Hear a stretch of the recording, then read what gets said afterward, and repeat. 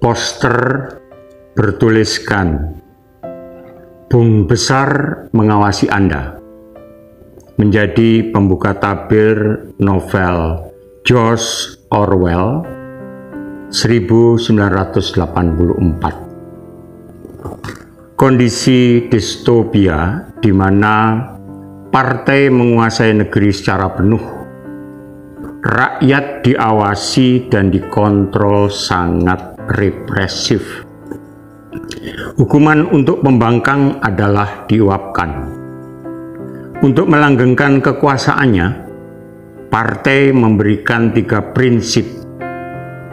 Perang ialah damai, kebebasan ialah perbudakan, dan kebodohan ialah kekuatan.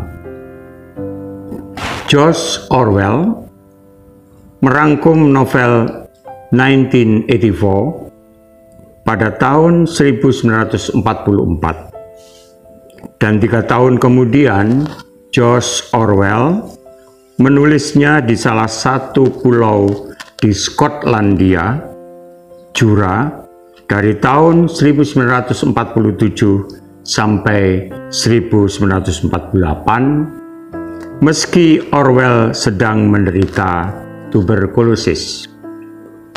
Majalah Time pada tahun 2005 memasukkan novel 1984 sebagai salah satu novel terbaik dari 100 novel Inggris dari tahun 1923 sampai 2015.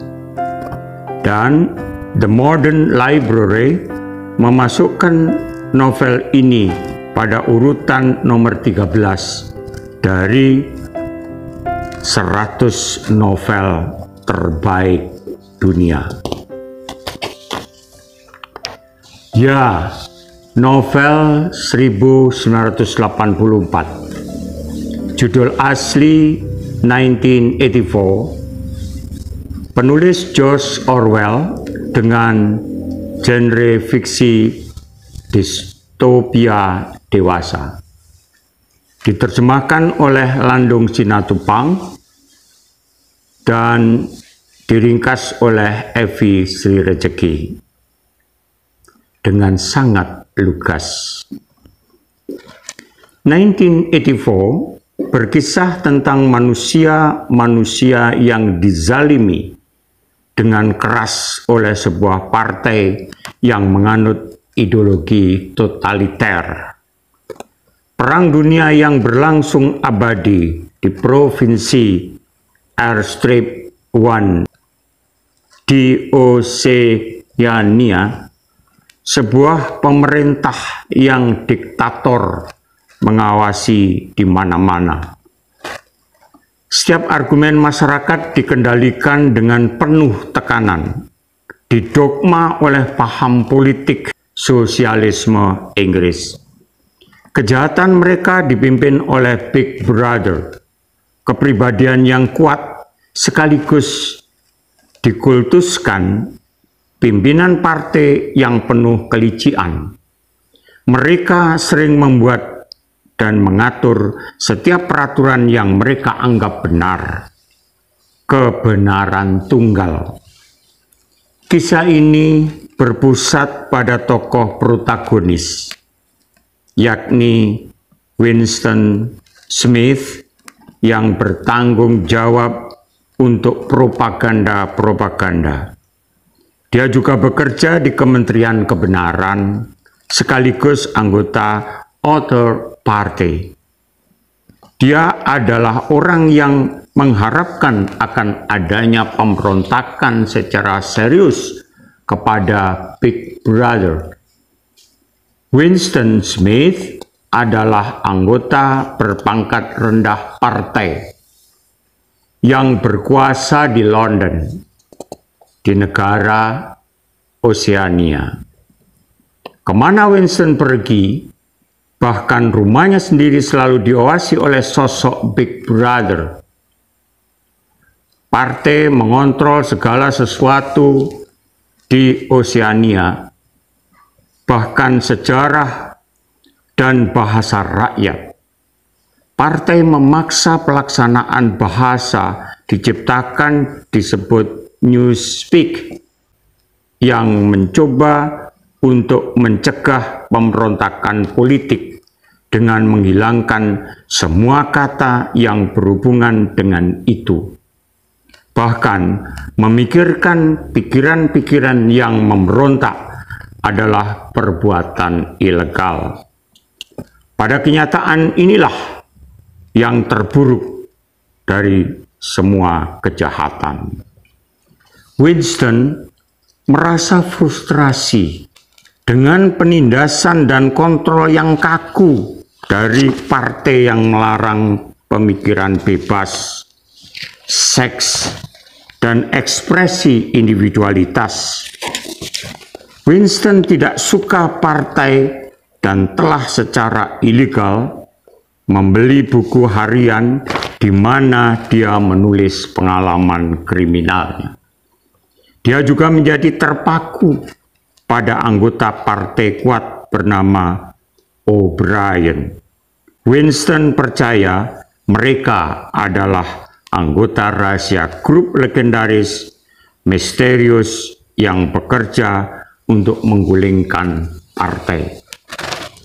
Winston bekerja di Kementerian Kebenaran, di mana dia mengubah catatan sejarah agar sesuai dengan kebutuhan partai.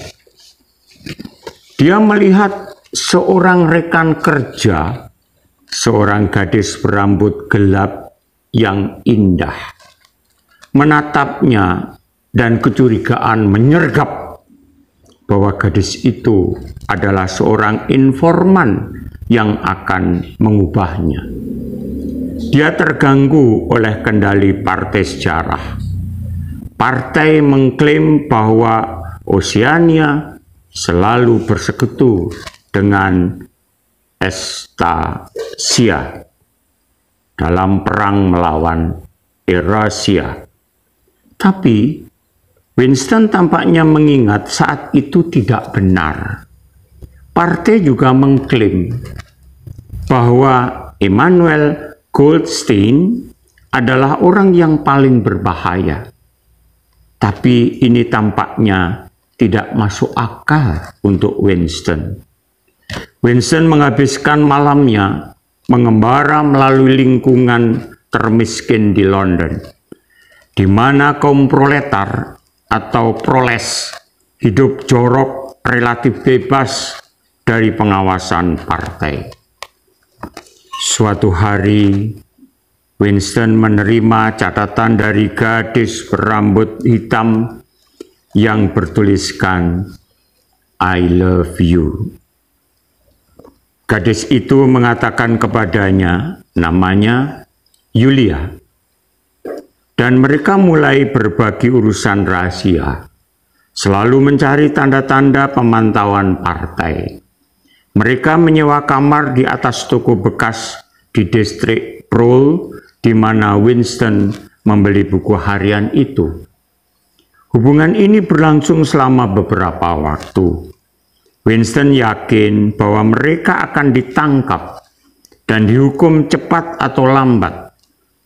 Yang fatalistik, Winston tahu bahwa dia telah ditakdirkan sejak dia menulis catatan harian pertama.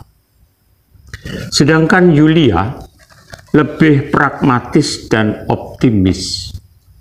Sejak urusan Winston dan Yulia berlangsung, kebencian untuk partai tumbuh lebih banyak dan lebih intens. Akhirnya, dia menerima pesan yang telah dia tunggu. O'Brien ingin bertemu dengannya. Winston dan Yulia pergi ke apartemen mewah O'Brien sebagai anggota batin partai kuat. Winston milik partai Outer. O'Brien memiliki kehidupan mewah yang Winston hanya bisa bayangkan. O'Brien menegaskan ke Winston dan Yulia, seperti mereka, dia membenci partai. Winston membaca buku campuran dari beberapa bentuk sosial abad ke-20 di sebuah toko. Tiba-tiba tentara menerobos masuk dan menangkap mereka. Winston menemukan bahwa O'Brien juga adalah mata-mata partai yang hanya berpura-pura menjadi anggota dari persaudaraan untuk menjebak Winston melakukan pemberontakan terbuka terhadap partai. O'Brien menghabiskan waktunya untuk menyiksa dan mencuci otak Winston yang berjuang untuk melawan partai. O'Brien mengirimkan dia ke ruang ditakuti 010.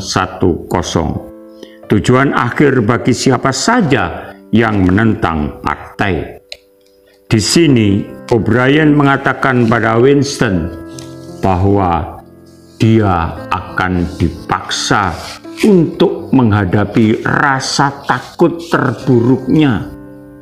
Sepanjang novel, Winston telah memiliki mimpi buruk berulang tentang tikus. O'Brien memasukkan tikus-tikus ke kepala Winston dan mempersiapkan para tikus untuk memakan wajahnya.